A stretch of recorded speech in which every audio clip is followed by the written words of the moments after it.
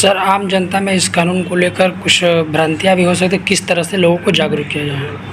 इसके लिए हर स्तर पे हम भी 1 तारीख में सारे थानों में, पूरे प्रदेश के सभी थानों पे विचार गोष्ठियों का आयोजन किया जा रहा है। आम जन तक ये पहुंचाने का प्रयास किया जा रहा है कि साहब नए कानून आए हैं, थोड़ा जागरूक रहें, क्योंकि माननीय अधिवक्तागण हैं या मजिस्ट्रेट्स हैं, इसमें ऑलरेडी काफ़ी दिन से आप लोग विदित होंगे, बीच बीच में चर्चा होती रहती थी।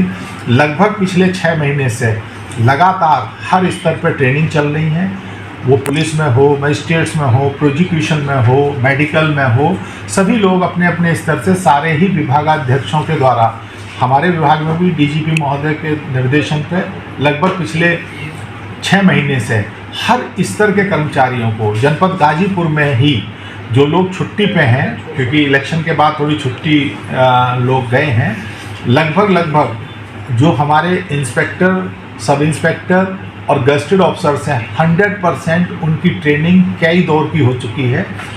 हमारे थाना कार्यालय में विशेष रूप से जो थाना कार्यालय का स्टाफ है, हेड मॉडरेट, मुंशी साहिबान और कंप्यूटर ऑपरेटर्स और जो CCTNS का स्टाफ है, उन सब की 100% ट्रेनिंग हो चुकी है।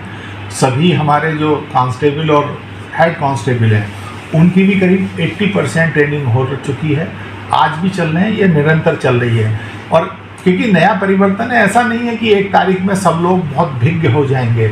ये जैसे जैसे पढ़ेंगे, जो सामने आएंगी, इसकी किताबें अवेलेबल हैं मार्केट में, लोग देख के भी इसका फ़ायदा उठाएंगे और धीरे धीरे जिस तरह से पहले लोगों को धाराएं, आम आदमियों को भी बहुत सी धाराएं जैसे मालूम रहती थी, नए कानून की भी सब जानकारी हो जाएगी।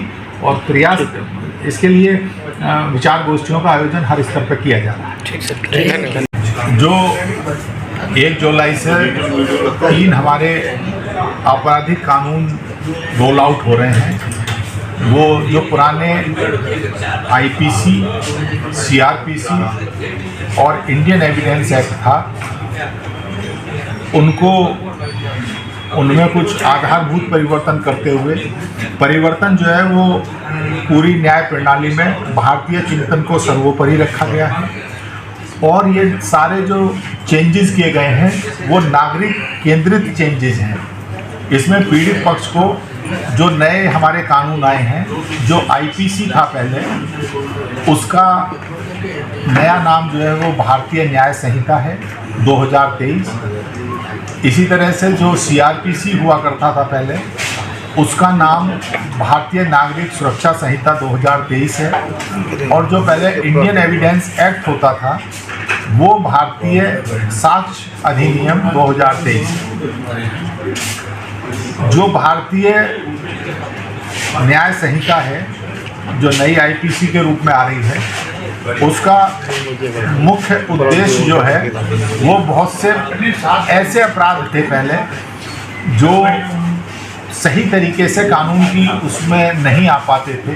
जैसे एक बहुत बड़ा आमूलचूल परिवर्तन ये किया है, पहले बच्चों के बारे में अलग अलग समय समय पे उम्र आई कि 12 साल से नीचे 15 साल और 18 साल। अब नए कानून में जो धारा 2 के अंतर्गत, इसके सब क्लोज में, हर वो व्यक्ति इर्रेस्पेक्टिव ऑफ जेंडर जो 18 साल से कम है, वो बालक चाइल्ड की श्रेणी में है। इसी तरह से पहले एक जो पिछले कुछ दिनों में एक बड़ा प्रमुखता से अपराध देखा जाता है, चेन स्नैचिंग, उसको नए कानून में सम्मिलित किया गया है। मॉब लिंचिंग, उसे नए कानून में सम्मिलित किया गया है। छोटे और जो ऑर्गेनाइज्ड क्राइम है, उसे नए कानून में सम्मिलित किया गया है। ये तो हो गई BNS के संबंध में कुछ प्रमुख बातें। अब जैसे नागरिक सुरक्षा संहिता जो है, भारतीय नागरिक सुरक्षा संहिता जो पहले CRPC थी, उसमें भी परिवर्तन किए गए हैं। उसमें जो परिवर्तन किए गए हैं वो पीड़ित के हितों को सर्वोपरि रखते हुए, उसमें जो भी क्रिमिनल जस्टिस सिस्टम के स्टेक होल्डर्स हैं, मुख्य रूप से पुलिस है जो विवेचना करती है, उसमें काफ़ी रोल मेडिकल हॉस्पिटल्स का होता है, क्योंकि जो भी किसी आपराधिक कृत्य में घायल होते हैं उनका मेडिकल एग्जामिनेशन होना, मेडिकल रिपोर्ट्स तैयार होना और उनका समय से पुलिस को मिल जाना, ये महत्वपूर्ण होता है। इसी के साथ साथ जब पुलिस विवेचना करने के बाद अपनी फाइनल रिपोर्ट चार्जशीट या फाइनल रिपोर्ट के रूप में माननीय न्यायालय में प्रेषित करती है, तो उस पर टाइम बाउंड तरीके से उसका कमिटल हो जाए, चार्जशीट का, उस पर चार्ज फ्रेम हो जाए, उसका ट्रायल शुरू हो जाए और जो पीड़ित है उसे जल्दी से जल्दी न्याय मिल जाए। पहले अक्सर हम लोग देखते हैं कि पुराने मामलों में 20-20 साल तक अभियोग चलते हैं और जब तक कई बार जो पीड़ित है वो और यहाँ तक कि अपराधी भी वो नहीं रह पाते हैं या उसके गवाह जो थे उन्हें अपराधी किस्म के जो लोग थे वो प्रभावित करके तोड़ मोड़ लेते थे। अब ये सब चीज़ें टाइम बाउंड हो गई है। माननीय न्यायालय में भी अब टाइम बाउंड किया गया है वहाँ की जो प्रक्रियाएं हैं, तो इससे ये जो जिसकी मैंने बात की है कि इन कानूनों के पीछे जो हमारा भारतीय चिंतन है उस पर आधारित और जो नागरिक केंद्रित है उसके आधार पर है, तो निश्चित रूप से जो पूरी न्यायिक व्यवस्था है और इसमें इसका बहुत सुधार होगा, क्योंकि एक नई व्यवस्था आ रही है तो हम सब लोग पढ़ रहे हैं इसे अभी और लगातार इसमें, क्योंकि इसके लिए बहुत से संसाधन हैं वो भी उपलब्ध कराए जा रहे हैं आईओ को। और एक बहुत बड़ा परिवर्तन आने जा रहा है। अब तक सब गवाह जो हैं वो न्यायालय में जाते थे दूर दूर से भी आके, इसमें वीडियो कॉन्फ्रेंसिंग की भी व्यवस्था की जा रही है। विशेष रूप से जो रिटायर्ड पुलिसकर्मी, डॉक्टर्स जो बहुत दूरस्थ स्थानों पर रहते थे वो अपने ही जनपदों से वीडियो कॉन्फ्रेंसिंग के माध्यम से अपने साक्ष्य को कर सकते हैं। इससे समय भी बचेगा और धन भी बचेगा और जो न्याय डिलीवर करने में माननीय न्यायालय को सुविधा होगी।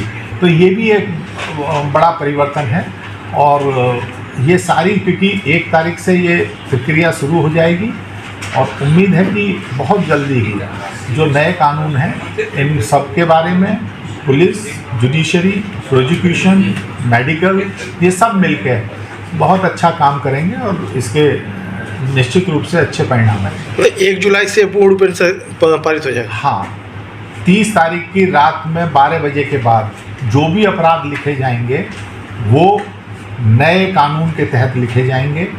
इसमें यह है कि कई बार हो सकता है जुलाई में कुछ लोग हो सकता है पुरानी घटनाओं को लेकर एप्लीकेशन दें, ऐसा अक्सर होता है, तो वो उसी जिस समय वो अपराध कारित हुआ होगा तो उसी कानून में लिखा जाएगा।